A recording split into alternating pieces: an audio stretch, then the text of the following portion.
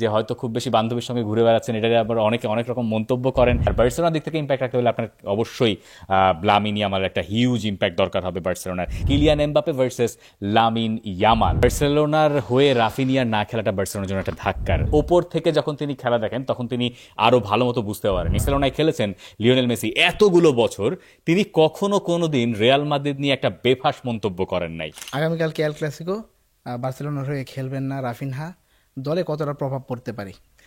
বার্সেলোনার হয়ে রাফিনিয়ার না খেলাটা বার্সেলোনার জন্য একটা ধাক্কার। বার্সেলোনা এক্সপেক্ট করেছিল যে রাফিনিয়া এই এল ক্লাসিকোর আগে ফিরবে, যে কারণে আগের ম্যাচে তাকে নামানোর ঝুঁকিও কোচ নেন নাই। কিন্তু যখন দেখা গেল যে তিনি ফিটনেসের ট্রেনিংয়ের জন্য এলেন এবং টেস্টের জন্য এলেন, তখন দেখা গেল যে তার আসলে আরও ইনজুরি বেড়েছে এবং প্রায় মাসখানেকের মতো তিনি থাকছেন না। রাফিনিয়ার না থাকা বার্সেলোনার জন্য একটা বড় সেটব্যাক, কারণ বার্সেলোনার যে প্লেয়িং স্টাইল, সেই প্লেয়িং স্টাইলে রাফিনিয়ার কাজ শুধুমাত্র গোল করা না, রাফিনিয়ার কাজ হচ্ছে প্রেস করাও।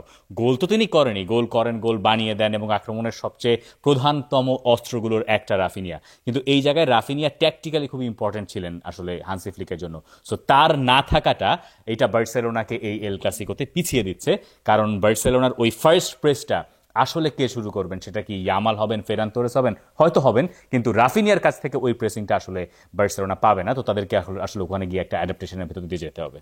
বার্সেলোনার কোচ হ্যান্সি ফ্লিক ডাগআউটে থাকবেন না, দলের পারফরমেন্সে কতটা প্রভাব পড়বে? হান্সি ফ্লিকের ডাগ আউটে না থাকাটাও একটা ঝামেলা, কিন্তু এইটা পারফরমেন্সে খুব বড় ধরনের প্রভাব ফেলবে। এল ক্লাসিকোর মতো ম্যাচে এসে এরকম কিছু বলার বা অজুহাত দেওয়ার কোনো রকম কোনো সুযোগ নাই। থাকলে অবশ্যই ভালো হতো, তিনি ডাগ আউট থেকে সেই ম্যাচের রেজাল্টগুলো মানে ম্যাচ অনুযায়ী তিনি কৌশলগুলো পরিবর্তন করতে পারতেন। আবার ধরেন এই ম্যাচটা যদি সান্তিয়াগো বের্নাবিউতে না হয়ে মনজুইকে অর্থাৎ বার্সেলোনা ঘরের মাঠে হতো, সেই ক্ষেত্রে তিনি আরও কিছু এক্সট্রা অ্যাডভান্টেজ পেতেন। কিন্তু আজকালকার দিনে যেটা হয় যে কোচ যদি ডাগ আউটে সাসপেন্ডেডও থাকেন টেকনিক্যাল এরিয়াতে, তাহলে তিনি আসলে তার অ্যাসিস্ট্যান্টের সঙ্গে নিয়মিত যোগাযোগ রাখেন। এবং মাঝখানে একটা খুব মজার ঘটনা ঘটেছে, লুই এনরিকে মাঝখানে কিছু ম্যাচ ওপরে বসে দেখেছেন পিএসজি কোচ। তিনি বলছেন যে ওপর থেকে যখন তিনি খেলা দেখেন তখন তিনি আরও ভালো মতো বুঝতে পারেন। ইনফ্যাক্ট ট্যাকটিক্যাল ক্যামেরার সেট আপটাও সবসময় ওপরের দিকে থাকে, যাতে প্লেয়ারদের ভেতরে গ্যাপটা খুব ভালো মতো টের পাওয়া যায়। অনেক সময় এমনটা ঘটে যে ওপর থেকে খেলা দেখলে আরেকটু বেটার আন্ডারস্ট্যান্ডিংটা পাওয়া যায় নিচ থেকে খেলা দেখার বদলে। এখন মনদের ভালো হিসেবে বার্সেলোনাকে বা বার্সেলোনার সমর্থকদের সঙ্গে মানিয়ে নিতে হবে। অবশ্যই ভান্সি ডাগআউটে থাকলে ভালো হতো, কিন্তু এর বড় ধরনের প্রভাব আসলে ম্যাচে পড়বে এমনটা ঠিক বিশ্বাস করার কোনো সুযোগ নেই। নতুন জুটি আসলে লামিন ইয়ামাল এবং এমবাপ্পে, কিভাবে দেখেন, কেমন জমবে তাদের ফাইট? একটা সময় এল ক্লাসিকো ছিল না যে রোনালদো মেসি, মেসি রোনালদোদের ওই যুগটা চলে যাওয়ার পরে আমরা অনেক চেষ্টা করেছি যে এল ক্লাসিকোর নতুন একটা ব্র্যান্ডিং তৈরি করতে, যেটা গত বছর থেকে বা গত মৌসুম থেকে ফাইনালি আবার পাওয়া গেছে যে Kylian Mbappe versus Lamine Yamal. এখন এইটাই আসলে এল ক্লাসিকোর সবচেয়ে বড় লড়াই। তার কারণ আপনি গোল দেখবেন, আপনি অ্যাসিস্ট দেখবেন, আপনি একই সঙ্গে দুই প্লেয়ারের পারফরমেন্স দেখবেন। দুটো টিমই বেশ বড়ভাবে নির্ভর করে তাদের এই দুই প্লেয়ারের উপরে। সেই হিসাব থেকে লামিন ইয়ামাল এবং কিলিয়ান এমবাপে এই এল ক্লাসিকোকে আবার পুরনো একটা স্বাদ দিতে শুরু করেছেন তাদের ভেতরের ব্যাটেলটা। যদিও একজন ফুটবলার এরই মধ্যে প্রতিষ্ঠিত, লামিন ইয়ামাল প্রতিষ্ঠিত হওয়ার পথে আছেন। যে কিলিয়ান এমবাপেকে আমরা এখন রিয়াল মাদ্রিদে দেখতে পাচ্ছি, এই কিলিয়ান এমবাপেকেই আসলে রিয়াল মাদ্রিদ কিনতে চেয়েছিল বা পেতে চেয়েছিল, যেটা সিজনের ফার্স্ট দিকে গতবার যখন তিনি এলেন একটু বোধহয় স্লো ছিল তার প্রোগ্রেশনটা। কিন্তু এই সিজনে যে এমবাপেকে আসলে দেখা যাচ্ছে তিনি ভয়ঙ্কর, তিনি রিয়াল মাদ্রিদকে টানতে পারেন এবং রিয়াল মাদ্রিদকে তিনি টেনে নিয়ে যাচ্ছেন। আর লামিন ইয়ামালের অবস্থা যেটা হয়েছে, লামিন ইয়ামাল এই সিজনটা একটু অন অ্যান্ড অফ যাচ্ছেন ইনজুরির কারণে। তার সক্ষমতা নিয়ে তো কোনো প্রশ্ন কখনো কারো ছিলই না, কিন্তু তার ওই ইনজুরিটা তাকে বিপদে ফেলছে। একই সঙ্গে মাঠের বাইরের কিছু আওয়াজও আছে যে হয়তো খুব বেশি বান্ধবীর সঙ্গে ঘুরে বেড়াচ্ছেন, এটা আবার অনেকে অনেক রকম মন্তব্য করেন। কেউ কেউ বলেন যে এটা এই বয়সে ঠিক হচ্ছে না, আবার কেউ কেউ বলেন যে লামিন ইয়ামাল তার ব্যক্তিগত স্বাধীনতা, তিনি যা খুশি তাই করতেই পারেন, তিনি মাঠের খেলায় পারফর্ম করতে পারলেই তো হচ্ছে। তো ইনজুরি থেকে ফিরে লামিন ইয়ামাল এই এল ক্লাসিকোতে কেমন করেন তার উপরে বার্সেলোনার ভাগ্যের অনেক কিছু নির্ভর করছে।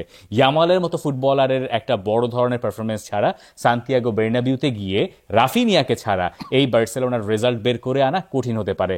সো এই কারণেই রাফিনিয়ার না থাকার কারণেই লামিন ইয়ামালের উপর একটা বাড়তি দায়িত্বও আসলে থাকছে। লামিন ইয়ামাল অলরেডি রিয়াল মাদ্রিদকে নিয়ে বিভিন্ন সংবাদ মাধ্যমে বিভিন্ন কথা বলছেন। তো এল ক্লাসিকোর আগে এই বিষয়টা এল ক্লাসিকোর হাইপ কতটা বাড়িয়ে দেয়?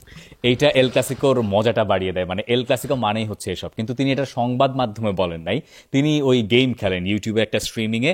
তাকে জিজ্ঞাসা করা হয়েছিল যে এই খেলাটার এই টিমটা কি এর কিরকম, রিয়াল মাদ্রিদের মতো নাকি? তখন তিনি বলছেন রিয়াল মাদ্রিদের মতোই, রিয়াল মাদ্রিদ যেরকম ডিসিশন পক্ষে নেয়, খালি কমপ্লেইন করে যায়, অনেকটা এরকম। তো এইগুলো আসলে এল ক্লাসিকোর মজা। এটা হয়তো খুব স্বাভাবিকভাবেই তিনি বলেছিলেন, সাবলীল ভঙ্গিমায়, কিন্তু পরে গিয়ে দেখা গেছে যে এইটাই খুব স্বাভাবিকভাবে টপ লাইন হয়ে গেছে, এইটাই লোকে পিক করেছে, এবং এইগুলা এল ক্লাসিকোতে সবসময় মজাটা বাড়িয়ে দেয়। এগুলো আমরা আগে দেখেছি জোসে মরিনিওর আমলে, পেপ গুয়ার্দিওলার আমলে, সেটা এখন নতুন করে শুরু হয়েছে। এটার মধ্যে মজার ব্যাপার হচ্ছে যে এইটা আবার বার্সার জন্য হিতে বিপরীত না হয়ে যায়। আপনি যখন এল ক্লাসিকো খেলতে যাবেন, আপনি প্রতিপক্ষকে কেন তাতিয়ে দিতে চাইবেন?